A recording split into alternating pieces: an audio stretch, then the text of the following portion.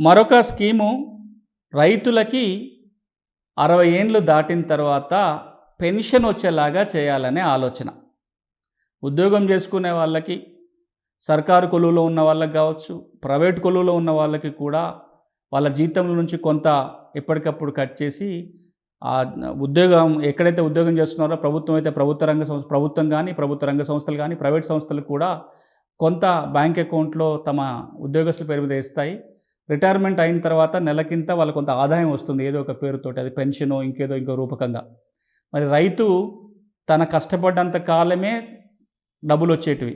ఆ పంట కష్టపడాలి. ఆ పంట చివరిలో అమ్ముకుంటే రూ. 4 మిగిలేది.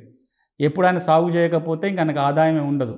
మరొక ఏజ్ వచ్చిన తర్వాత రైతు అసలు భూమి సాగు చేసుకోలేని పరిస్థితి ఉన్నప్పుడు ఆదాయం ఎట్లా అనే ఒక ఆలోచనతోటి పెన్షన్ కల్పించాలని చెప్పి ఒక స్కీమ్ తీసుకురావటం జరిగింది కేంద్ర ప్రభుత్వం. దాని పేరే ప్రధాన్ మంత్రి మాన్ ధన్ యోజన పేరుతోటి అనే ఒక పథకం రూపొందించి, అందులో భాగంగా ఎవరైతే రైతులు 18 ఏండ్ల నుంచి 40 ఏండ్ల మధ్య ఉన్నారో వాళ్ళని ఇందులో స్కీమ్‌లో భాగం చేస్తారు. వారి తరపున ప్రభుత్వం కొంత ప్రీమియం చెల్లిస్తుంది. అట్లా ఎవరి తరపునైతే ప్రభుత్వం ప్రీమియం చెల్లించి ఈ స్కీమ్‌లో భాగంగా ఉండే రైతులు ఉంటారో వాళ్ళకి 60 ఏండ్లు వచ్చిన తర్వాత ప్రతి నెల రూ. 3,000 పెన్షన్‌గా అందజేయటం జరుగుతుంది. ఇది ఇటీవల ప్రారంభించిన స్కీమ్.